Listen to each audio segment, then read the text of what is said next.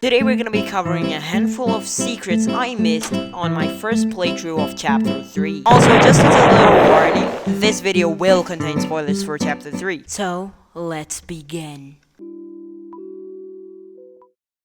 If you go to the B rank room and spend exactly 1,225 points, this happens.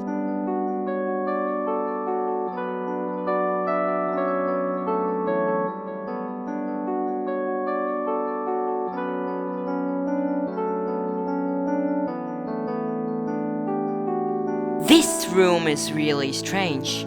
Chris is the only party member and any collision is lacking. You have to navigate a maze-like path, but again, there is no collision. And eventually, if you go walking for long enough in this maze, you will eventually find this.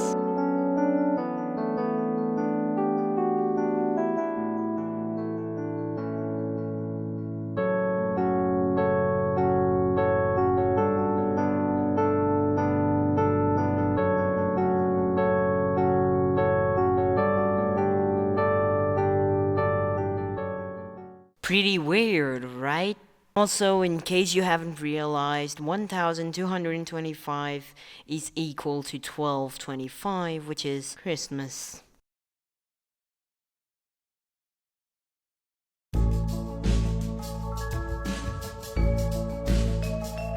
This one isn't really a secret, but I missed it on my first playthrough, so I will include it here. If you go to the stage before the supposed bonus round on the green room, you can find Tenna in a phone call and he's acting really strange.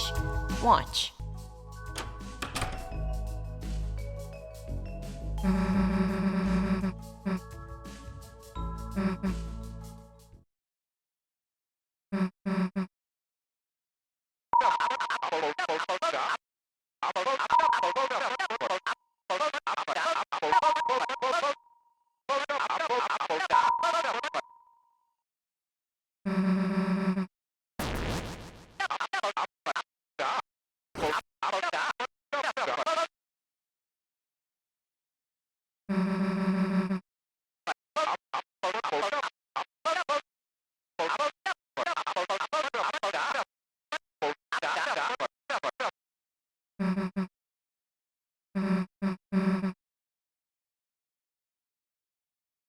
Who's Tenna's talking to here? It's unknown. This does foreshadow Tenna's true colors, though. In the TV world, there's this one ad which you can interact with. It takes you to this room.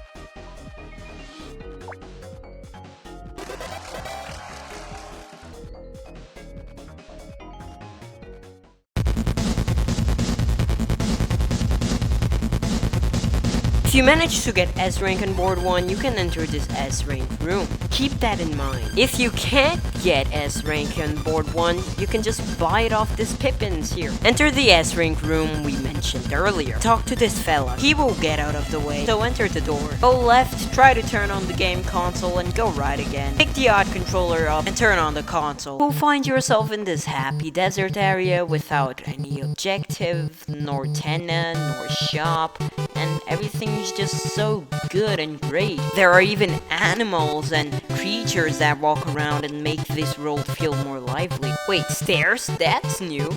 Let's go in.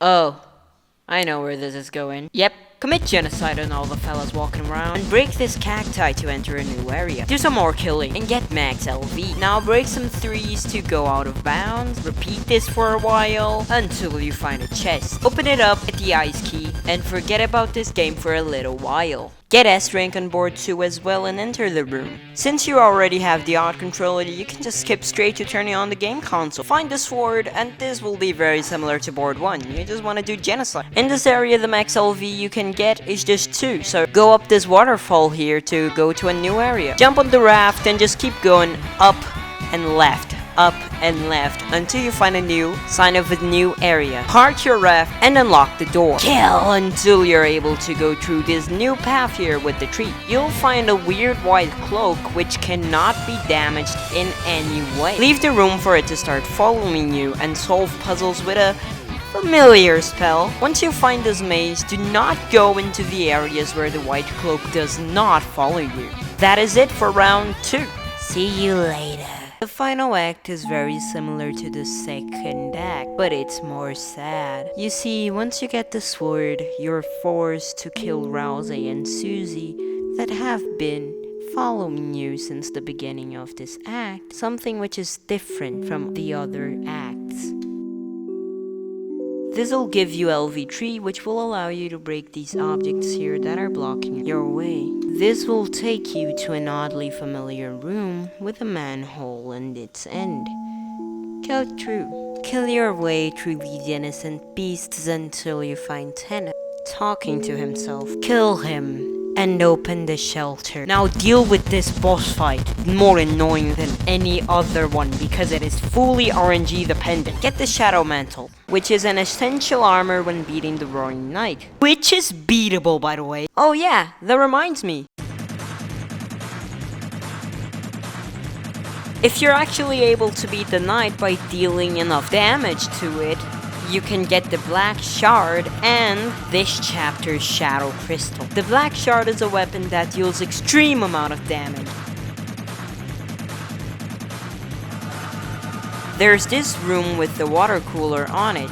Leave it before interacting with the water cooler to find yourself trapped by more water coolers. Until you're trapped by an army of them. Don't worry though, since you thankfully only fight one.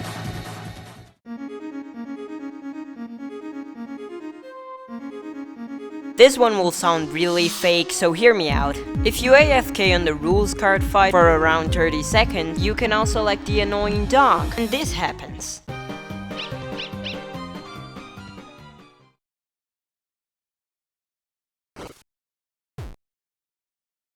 Challenger!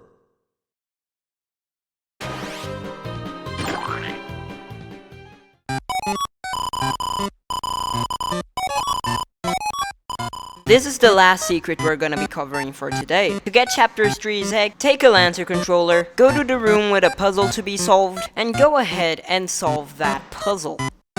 Now take the cube, open up the path to the box if you like, and throw the cube at this very specific position. Do not mess this up. Now at the end of the game, go to this weird room where there's a chest with only a single point inside. Purposefully get caught by the light, say you're a cheater and going nowhere. In this room, carefully loop around and push the block. Don't mess this up. Press the button to open up a path to a new room. Talk to the NPC in the console multiple times. Go right and back for a wardrobe to appear. Check it and talk to the NPC again to realize you had the ticket this entire time. Now go back and fight this Ribic. Go to the act menu and hold left from this option. This will take you to the Forgotten Island.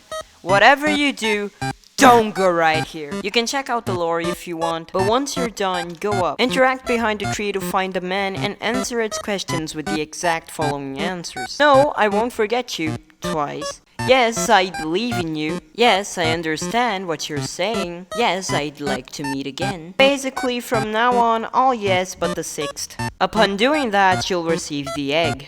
That's it for today's video. I hope you guys enjoyed and I'll see you in the next one.